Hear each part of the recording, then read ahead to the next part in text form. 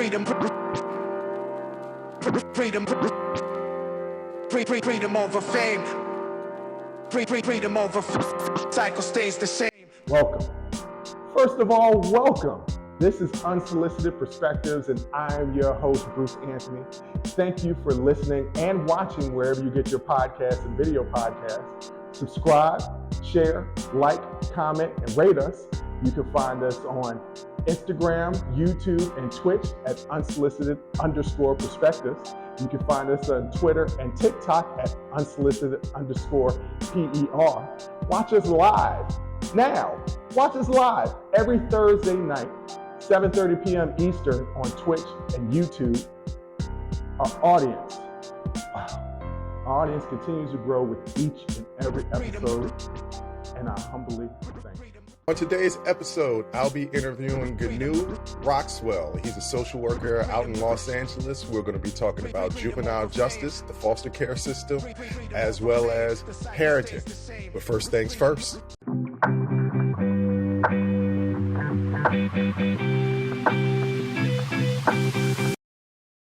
So a little bit about Gaknew Roxwel and his background. He's, once again, like I said earlier, he's a social worker in Los Angeles. He's also a hip hop artist. He's been on HBO documentaries, Foster. He's also been in the hip hop poetry jam on HBO. He's a social worker from the Children's Law Center in Los Angeles. Over 15 years of working with inner city youth in the juvenile justice system, foster care system. He also has a certification in, let me pull this up so I get this right, a certification in nonviolent parent education. So the things that we're going to be talking about today are just kids, right?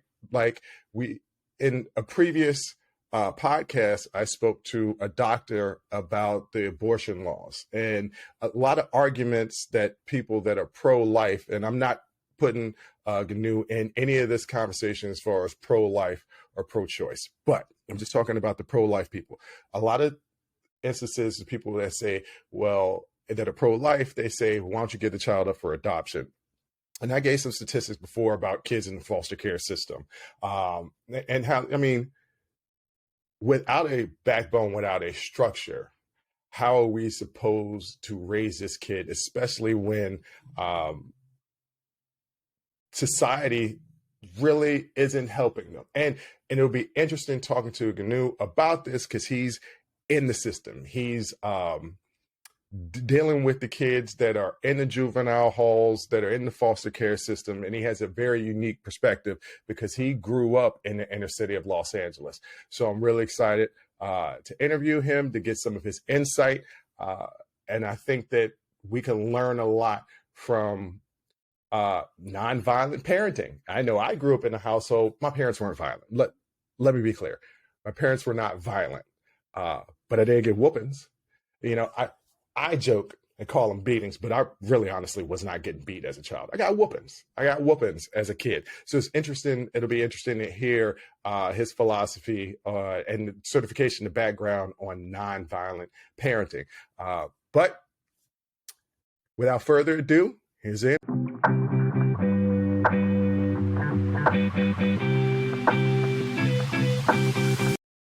Welcome. And I'm here with Gaknew Roxwel. We're here talking about the juvenile justice system and foster care. Gaknew, welcome to the show, brother. Thank you. Glad to be here. I'm glad to have you here. So one of the first questions I want to jump right into is, can you tell me about your background and how you became interested in social work and nonviolent parenting education? Because that's something I think is really, really important, because I know for me, I grew up, I got them whoopings, right? I got them whoopings. Right. And most people in my generation got them whoopings. But I'm interested to know about what nonviolent parenting education is. So if you could just give me a little background on how you got interested in all that. Well, yeah, I got them whoopings too. Most of us did. Most of us did. I mean, you know, I'm a kid from Los Angeles during like the crack epidemic. You know what I mean? So, growing up in the 80s or whatever. So, you know, I saw a lot as a hip hop artist. A lot of that was in my music from my environment, what I saw.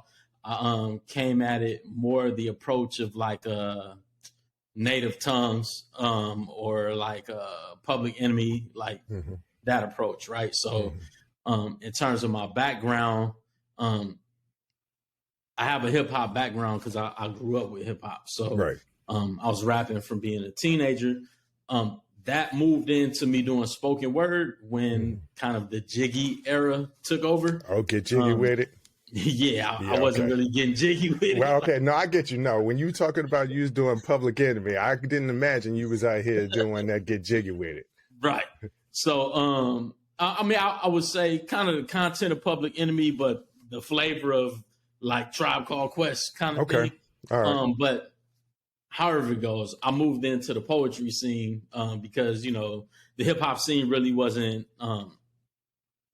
home anymore. Like you have people really listening to lyrics like that. But then on the poetry scene, it's a lot of activists in the spoken word scene, you know? So I was invited to work with some youth at a juvenile hall. While on the poetry scene, I went out, spoke with the youth, and that really like it awakened something in me. You know, as poets, I feel like we're often on the soapbox, giving critique on society and talking about the systems and the school system, and you know, we're always complaining about everything in society, right? But it's like the only experience I had was as a kid growing up and just like you know, the hearsay. You don't really have hands-on. It's hands-on experience, but it's small, right? It's very personal.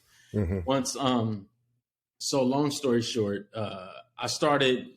It was a regular thing, me going to the juvenile halls and working with the youth, and even starting after-school programs and stuff like that, using rap and spoken word as a platform to connect with the youth and kind of doing like giving them outlets so they could express themselves in a different way, in a more creative way.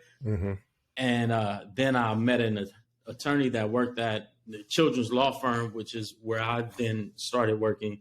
And she was like, man, you would be really good to work for us because we need investigators that can connect with the youth.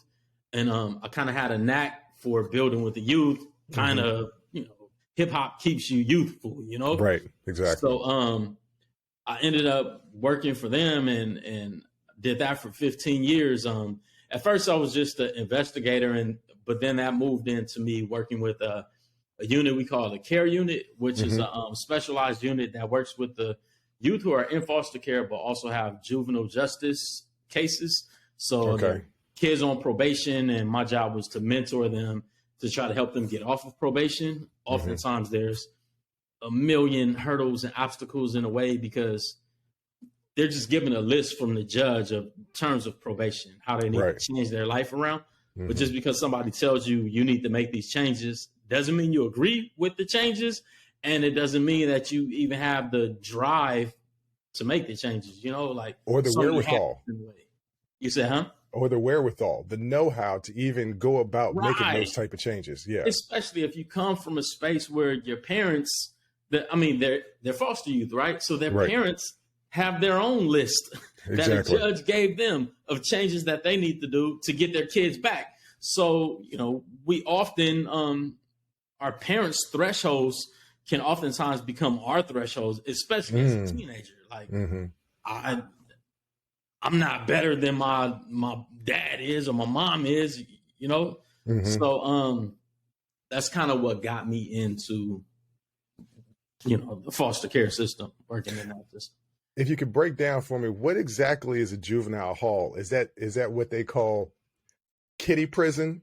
Or that's exactly what it is? So they just... that's it. It's kid jail. It's kid jail. And I've heard stories that there isn't too much difference. The violence might be a little bit more extreme, but there's not too much difference as far as the interaction between the juveniles as compared to like inmates in prison. Is that true or is that false?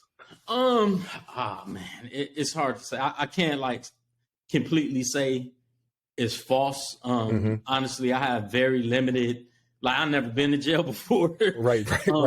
So, but I have I've had a couple of clients who ended up, once they turned 18, unfortunately they got in trouble again and ended up going to county. And so I went to visit them in county, and it's way different. Like, it's just, okay, just to give it some perspective. When you're in juvenile hall, the youngest kid I saw in juvenile hall was like 12 turning 13. And even when they're 12, they try to kind of keep them away from the other kids. So from 13 to 18 is what's like in the halls, which, you know, it's a big difference, a 13-year-old to an 18-year-old. Right. But for one, the halls is not like, it's not a permanent placement kind of thing. So it's supposed to be temporary. So that's like when they get arrested and they go into the halls, and they're supposed to only be in there like a couple of weeks, maybe a month, while the judicial system is trying to find placement, which, depending on their situation, could be a group home, it could be home, it could be a foster home, it could be camp. Camp is more of it's kind of like adult penitentiary, which is kind of like you're sentenced to be at camp. You're not sentenced to be at juvenile hall. So, So juvenile hall is like a holding. It's like county jail. Like, yeah. You know, people get arrested, they go to county, but then they're in a count. Well, it ain't completely like that, because, you know, you could be in county jail for some years. But, and I've had youth who I've worked with who've been in the halls for like a year. But for those youth, it's kind of a situation of oftentimes they run away a lot when they're on the outs, or it's kind of circumstantial to where, or they've been in and out a lot. And so then the judge is so-called scared for them to be like in a foster home or a group home because they think they're going to run away, or it's all types of different situations.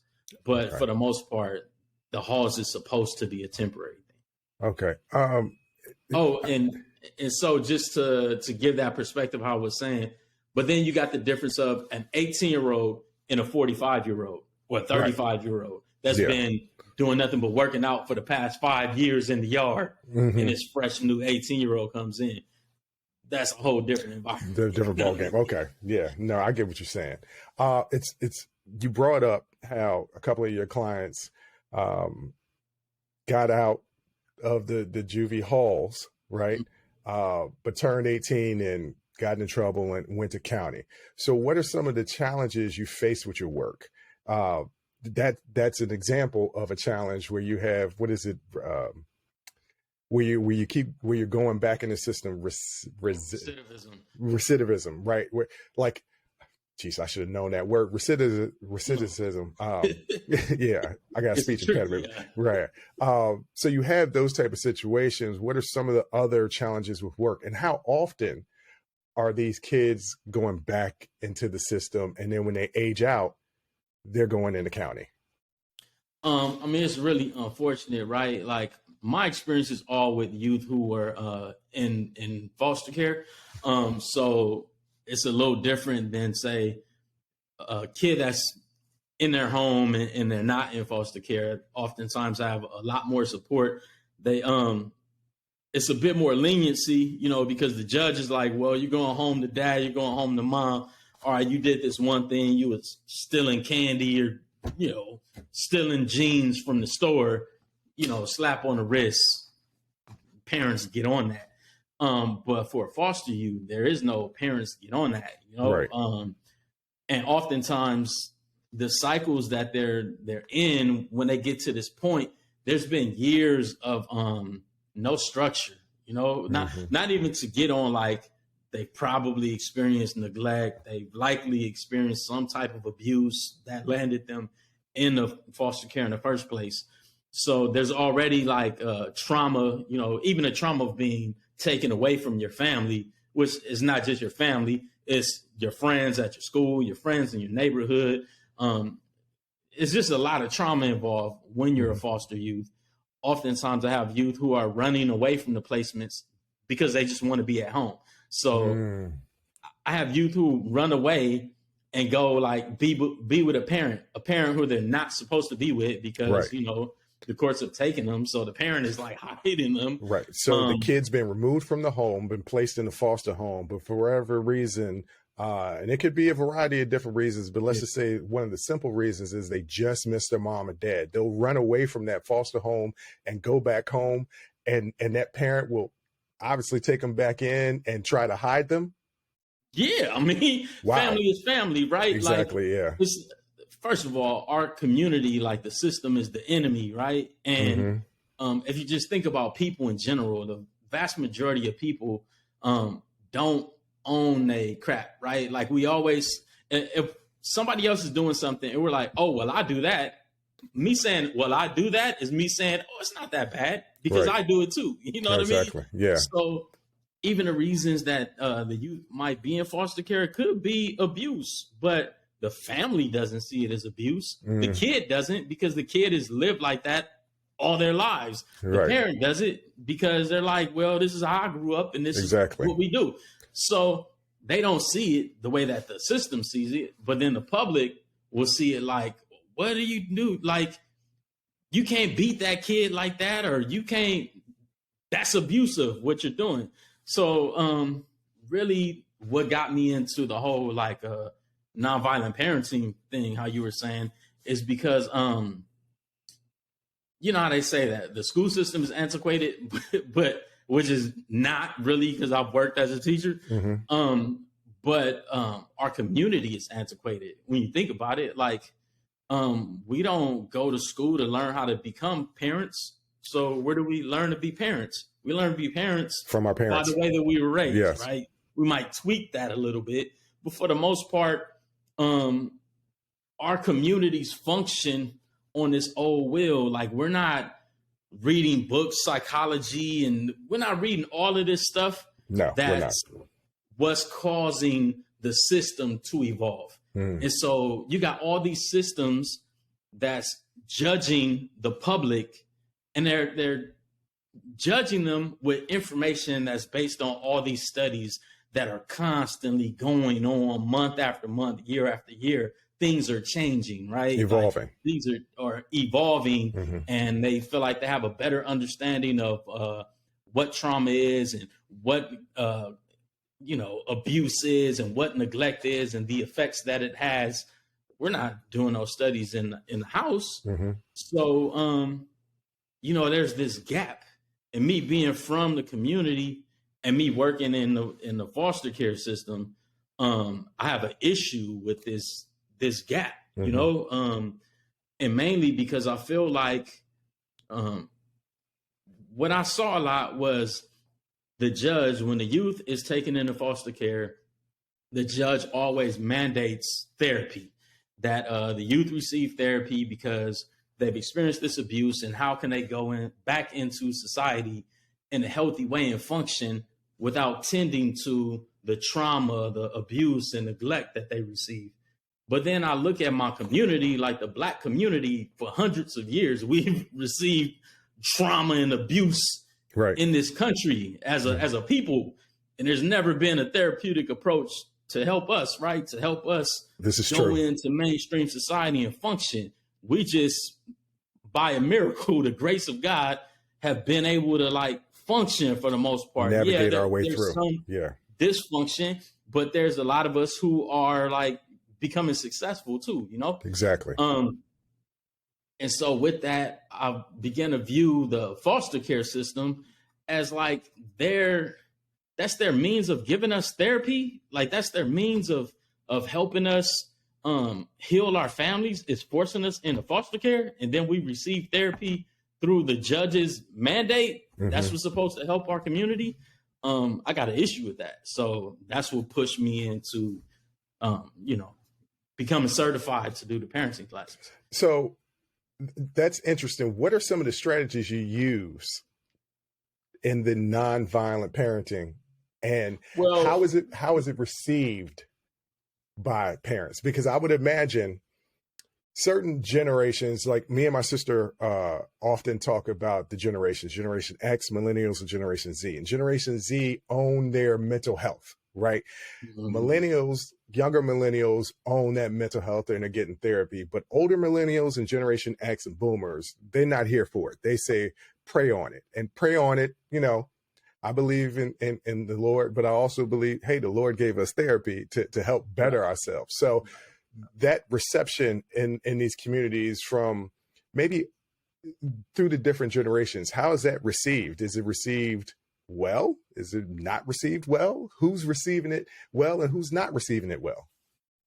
Well, I think honestly, I think the perk of me doing the classes is that I'm culturally sensitive, right? Because I grew up in it. I grew up in it, and I have so many opinions about even everything that you just said, right? Because when we think about the therapy that we're going to and we're receiving, and the mental health that we're open to, what lens is that coming from?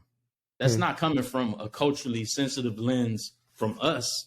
You know what I mean? Like, well, sometimes, we have therapists, we have Black therapists that are out there giving. But they go therapy. to school. They go to school to learn, like, everything that the Black therapist. And I'm not saying nothing against therapy. I'm not against therapy. That's not where I'm coming from.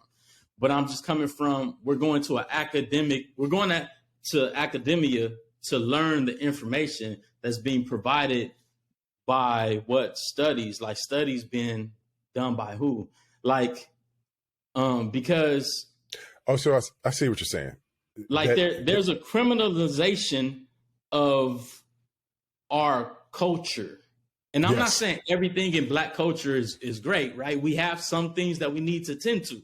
Exactly. Yes. But everything ain't bad either. True. And there's like this perception now, what I'm seeing is like this whole new generational, it's a swinging pendulum, right? So we go from one extreme to the other extreme. And on the other extreme is like everything that the ways of our grandparents was, it was so terrible.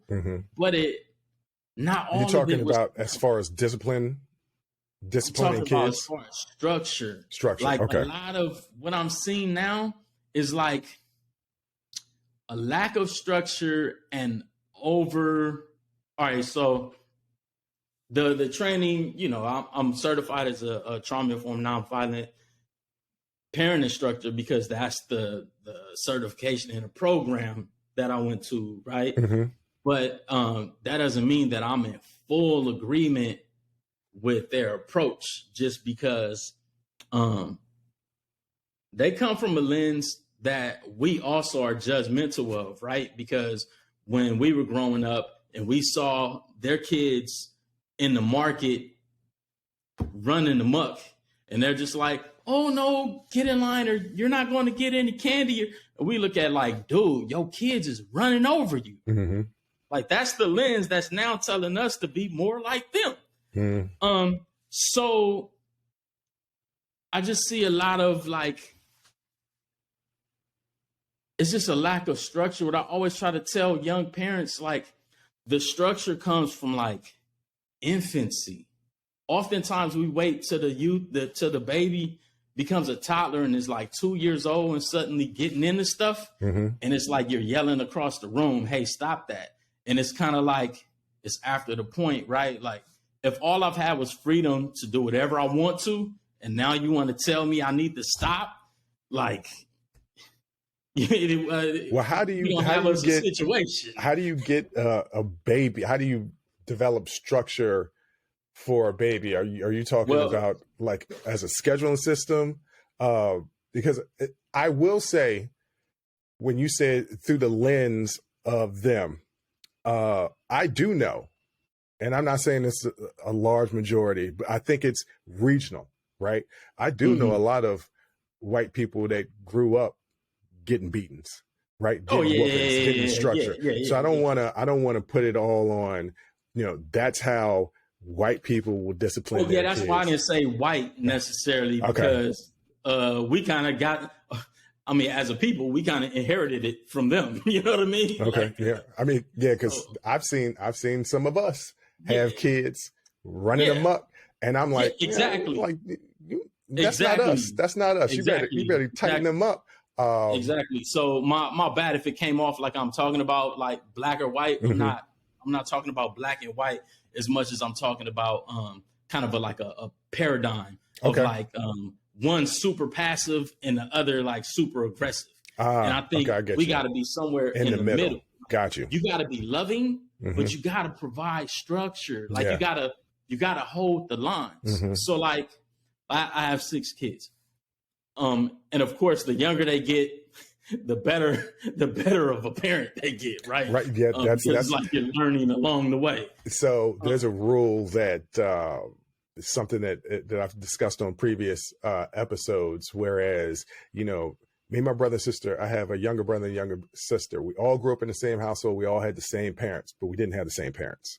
Right. Because of the age difference. Like each child got a different parent, not only because of the age difference, there's the gender, there's the different personalities between the 3 of us and how we respond to certain disciplines and structures and things of that nature. So that's interesting that you brought that up. Yeah. Well, yeah. So like for me with my kids, it's like even when they're little, like, and I tell my wife, like, the 1-year-old is getting into something, I don't just say, hey, stop that, and just like keep repeating stop that and expect her to stop, right? Like, no, when I say, hey, like, I don't get into that, I'll go and I'll pick her up and I'll remove her. So along with like me verbally saying is a physical, it's ending, right? Like whatever they're doing is ending. So they're learning that, and that's me keeping a boundary. And also like, you know, oftentimes as parents, we can let it go. I'm just ignoring it until it gets too much. But that's not fair to the kid because, like, you're not teaching them that stop is stop, right? Like it's like, okay, so when are you actually gonna, you know, like you said stop, but I kept going and you wasn't tripping. And for an hour, I did whatever I wanted to do, right? Until I got like way too loud, and then you came in there screaming and hollering at me. That's not cool. It's not fair. Like, you know? So I think it's just classical conditioning. And that's part of the thing. Like the average person is not studying psychology. So they don't really understand like classical conditioning or operant conditioning. Like it's training. Like that's what discipline is just training. Like you have to beat somebody in order to provide discipline. But you know, it's the same as adults, right? If there's certain things that you won't tolerate, right, and somebody talk to you a certain kind of way, like you don't give them chances. Like, all right, well, don't talk to. All right, no, you shut it down. Respond accordingly. Yeah, and that's how they learn that they're not going to speak to you like that, or they're not going to treat you any kind of particular way. And that's kind of the way that you have to provide the structure in a home, and soon you will see like. It's not even going to be some big tug of war because what the kids want is to know what I can and can't do. That's interesting. Like if it's gray area. Yeah. That's interesting. Where's the safety at? That's interesting that you bring that up because like I said earlier, me and my brother and sister are completely different, right? You could tell my sister something. She might say something slick, but she's going to follow the rules. Right. My parents would tell me, don't do that. And I would ask why. And they would say, because I said so. To me, even as a young kid, that wasn't a sufficient answer. Right. So because they would just tell me because I said so, I would go find out, well, since you won't tell me, I need to figure it out. And so for the longest time, I got this label as being disrespectful and hard-headed and not listening. But as I got older, I just told them, I'm just curious. If you tell me why, if you explain something to me, don't touch the stove. Why? Because I said so. Well, I'm gonna go touch the stove. Oh, because it's hot and I could burn myself. Now I know, but if you had told me that in the first place, I would have learned. So how do you take some of these principles that you've studied and that you've learned and you help parents build these positive relationships with these children when they've already gotten into the juvenile halls and maybe been placed in foster care? Maybe the parents get the kids back.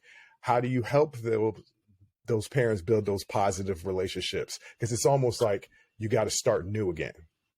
Yeah, I mean that's the challenging part about it. in all honesty, like most of the parents I've like done classes with, because I've only had my certification since 15, and then the whole COVID thing kind of killed a lot of things.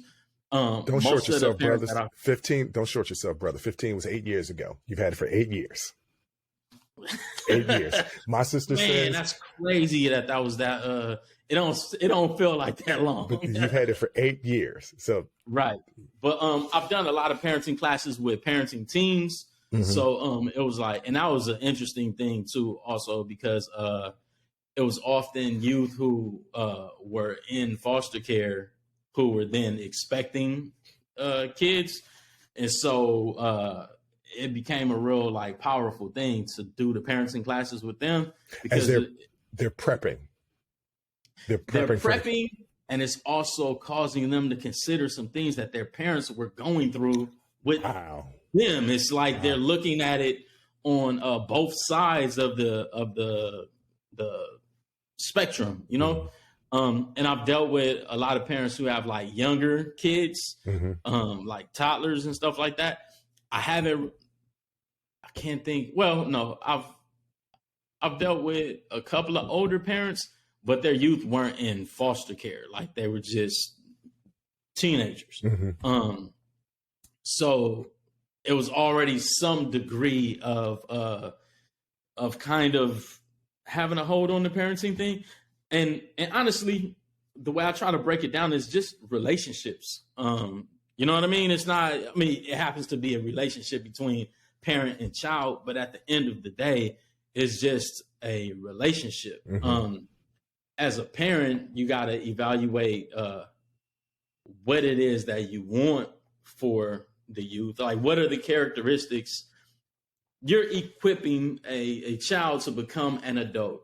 Okay. And when they become an adult, what characteristics would you want them to have? Like, what do you feel they need to have in order to be able to survive in this world?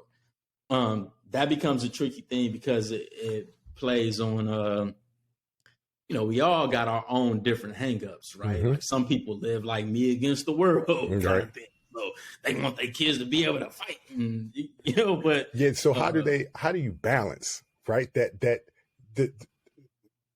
teaching them what they need, what they legitimately need, and just not teaching them what you want them to have. I mean, I don't have any kids. So that's a concept that parents, I think, struggle with because I have a lot of friends that have kids, and it's almost like they're trying to raise little versions of themselves. Always. But that's not always, they don't always come out like a little version of you. They're never going to. Yeah. So because they're individuals. I mean, and that's the tricky part about it is like even dealing with parents and dealing with myself. Like, I have to come to grips with my children are not going to be little versions of me. Right. Although there is a natural thing, I believe, because if we go like pre our domestication in American society, like there's villages of people all over the world where like their village, they have a certain culture in the way that they function in the village, right? Like that's all based on we've learned things and we're passing on to you what we've learned and how to navigate life. Right. Okay. That's a natural thing. Especially in a lot of other countries where they're not so individualized. In this country where we're very like individualized, so we have this like idea of is pushed on our kids, I need to be free to be me. And then they wind up in their early 20s like, I don't know who that is or what that is, I need to go find it. You know what I mean? It becomes like a crazy thing. I mean, that's a mental health situation in itself, right? Because we're taught to fight the direction of our elders and then like go seek direction from somewhere. And then where do we go find a direction from society? So then we just become society's child because at the end of the day, there's no new thoughts on the planet. Like there's nothing new under the sun, as they say, you know? So either we're taking on the ideas of those that we come from, or we're taking on the ideas of those in where we're headed. And, you know, and oftentimes where we're headed has a bigger influence, right? Like media has a larger influence. So like, and the media feeds into the school system. We got the school system telling our kids how to think. We got the cartoons telling our kids how to think. We got the little TV shows and the movies telling our kids how to think. We got social media telling our kids how to think. So there's so many different entities pulling our kids' culture. Really, is all just culture. Pulling our kids away from the home culture, which, you know, and African culture before we became African American, you know, our culture was tied into our people and where we come from, not the people who are like control the media and influence and telling us where we need to go. And I just think that's something to think about. I'm not telling anybody to think any certain kind of way, but that is something to think about. Yeah, I would say that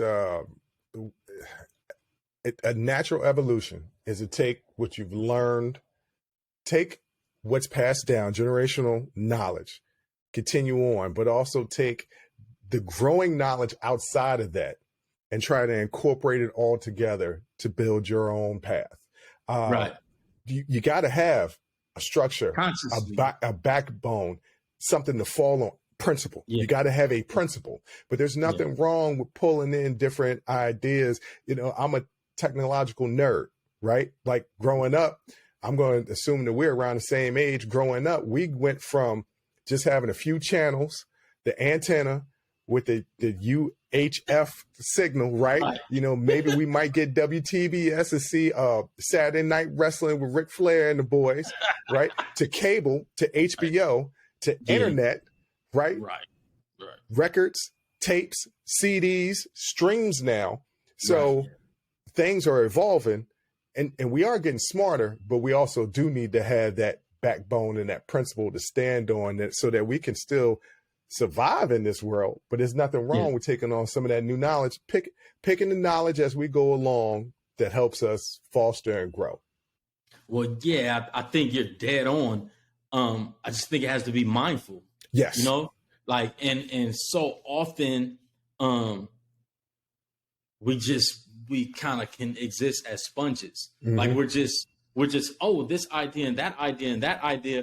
And especially if it serves like, as I said before, like oftentimes people don't want to like own their thing, right? So it might be a situation, a relationship rupture. And in that, we might take a moment to reflect like, dang, was that me? What was I tripping? But then soon after that will become, no, I wasn't tripping because such and such. Yeah, we don't. Anything that comes that will validate my, no, I wasn't tripping because of such and such, we're going to grab a hold to those things that validate our denial of us owning the thing. Yeah, by and large, we don't like to admit that we're wrong.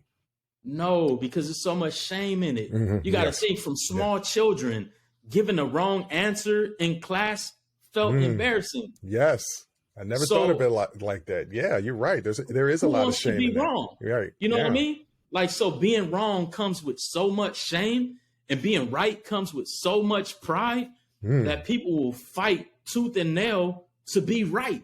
To even have when that they pride. know they're not right. Yeah, to have that pride. That makes a lot of sense. You know what I mean? Yeah. So I think at first we have to come to the point of saying it's okay to be wrong. Like, for me, I want to be right about everything, but I want to be right about everything so bad that I'm going to admit that I'm wrong so I can find out what right is. You know what I mean? So the only way I could. And so that brings me back to the original question that I asked you, like when you're helping these parents, right, who are used to a certain form of discipline and structure, those parents that are combative against what you're trying to teach them to help them have a better relationship with their child, how do you reach them? How do you show them, hey, I'm not trying to say that you're wrong, but you're not right. Let me help you. I think for me in those situations is for me to fall back and listen. Because our behaviors, all right, so it's a saying that like a behavior is a strategy to get a need met. And that's all of our behaviors are just strategies to meet our needs. And I'll even go further to say not even meeting our needs, but securing our needs.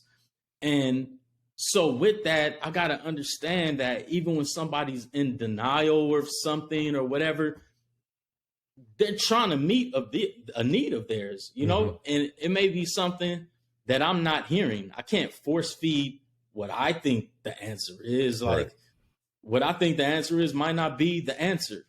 First of all, like I don't live in their environment. And so that's another thing, kind of a philosophy of mine is I don't believe in this whole idea of good and bad, like how it's like good people, bad people, or I don't believe in that whole concept. I don't really jive with that. So as a musician, I kind of look at it as like harmony and dissonance, right? Like, so like there's scales, right? There's keys to every song. A song could be played in C major or D flat, right? But like, so with every key, there's a wrong note. You can play a note that doesn't sound right in that key. And I think everything that we do is like a note, right? Either we're playing a note, what we did is in harmony of our surroundings of what's going on, or it can be in dissonance with what's going on. But that doesn't mean like that same note might be in key in another song, Okay. So like this, you can police these parents on being aggressive, right? And being aggressive is so wrong, or being violent is so wrong. But then what happens when you end up in an environment or a situation where you need that? You know what I mean? Like, is it like me not having that ability might get me killed somewhere else? Yeah, this is true. So everything, it takes being mindful, and then we can't expect everybody to be so mindful, because the reality is also like talk about like logic. Like the logic we use is preconceived logic.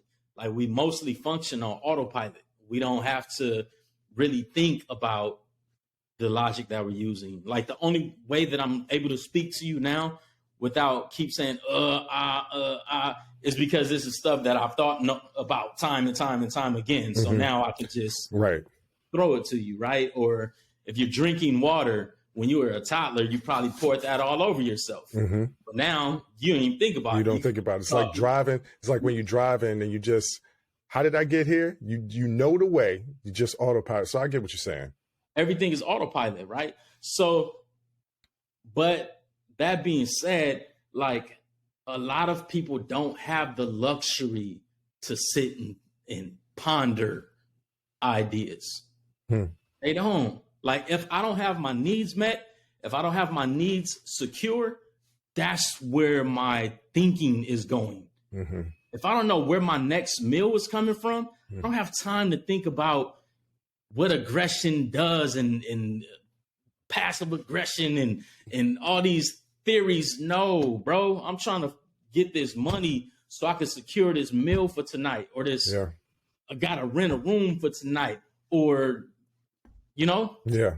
or if my environment is super aggressive and I'm hearing loud noises outside, I got to focus on if I'm safe right now. Is it cool right now? Do I need to shift things around? Yeah. Wow. That's real interesting. I'm going to give you one final question. And what would be some advice that you would give someone who's interested in pursuing the work that you do? Dig in. I mean, you know, it's not hard to get to. I would say one thing is Children's Law Center. That's really what changed things around for me. Me going from just being an artist that was talking about things that I didn't really know about, to getting into a space where I was able to learn what what's really going on in society, and that led me back to going back to school and studying psychology, and then it was just a starting point for me. But I think school is really the real starting point. Studying psychology, I honestly think everybody on the planet should study psychology, because that's true knowledge itself, right? Like, to learn how you function. I think a major thing is to understand that we're all influenced all the time, and we're also like influencing others.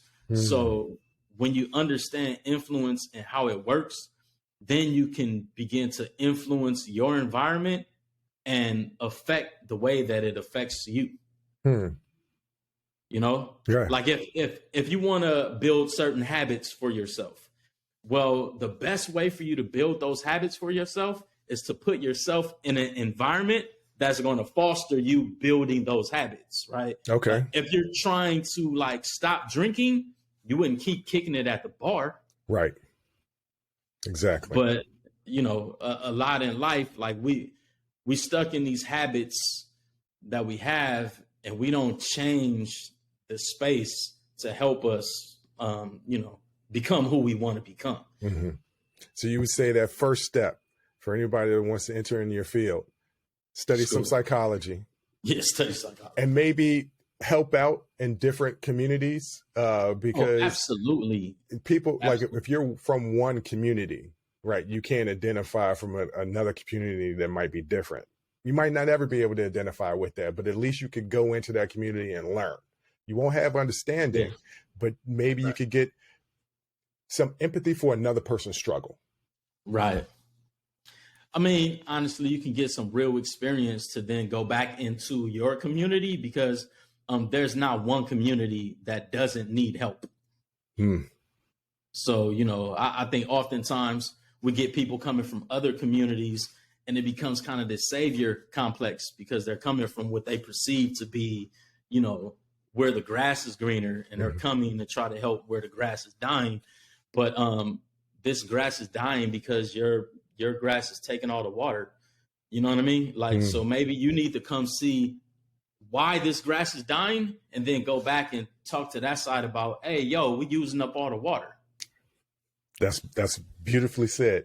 Gaknew, I want to thank you for coming and doing this interview. That was really insightful and really knowledgeable. Some of the stuff that our audience is going to learn from a lot of what you said today. And I'm really appreciative of you joining today. Thank you. Thank you for having me. No doubt.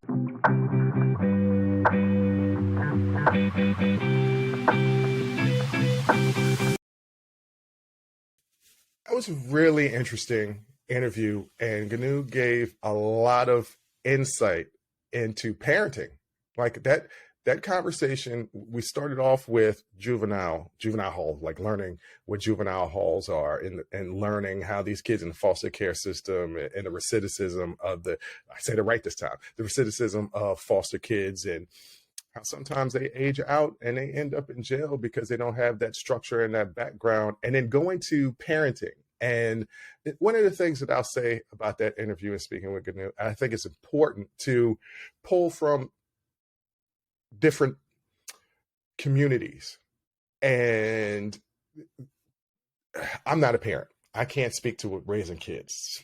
But if I did have kids, I would think the best way to raise kids, and each kid, like I said earlier, is individual. What works for one kid won't work for another kid. You know, some kids you could tell stop and explain it to them, and that'll be good enough. And other kids just won't work. So discipline and raising and building structure with each kid is going to be different. But I feel like that we can pull from each one of the communities, right? cook it up like a pot of gumbo.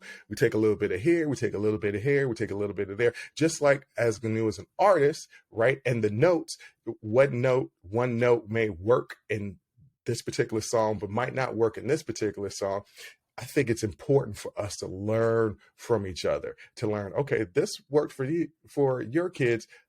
I know it's a different situation. Let me see if it can be applied here. Oh, this didn't work, or it did work, but not to the degree of which I thought it would, or I had to change up something. It's interesting. We as a people, if we listen and speak to each other, we can really learn from one another and continually grow. That's the purpose of generations, right? As Gaknew brought it up earlier, like we learn from our parents. We learn parenting from our parents. The hope is that we'll see how they raised us and we'll say, okay, this worked and this didn't work. I want to keep this. I want to take this out, right? And then employ that on our kids, and then our kids do the same thing. So at a certain point, like a math problem, remember long division, you had to show your work, and long division had all these different steps to finally get to the answer. Same thing, like you keep taking those questions and those answers and those variables, and it's just like long division, and with each generation you get closer and closer to the answer, and the answer might be different for every child, or will be different for every child because the variables change. But we could take that and we can learn from one another and better, so that each generation gets better and better and better. Because isn't that what we want? And that what we strive for, to continuously evolve, to continuously get better. So I thought that was really interesting. A lot of Gaknew's thought processes and ideology, and learn something. You should have learned something. Hopefully you learned something. But on that note, I hope you enjoyed this episode, and I'll see you next time. But until then, I'll holler. Thank you for listening to Unsolicited Perspectives with Bruce Anthony. Please subscribe, like, comment, share, and donate. Donations help us keep giving you this free content each and every week. Until next time, Audi 5000. Peace. Freedom.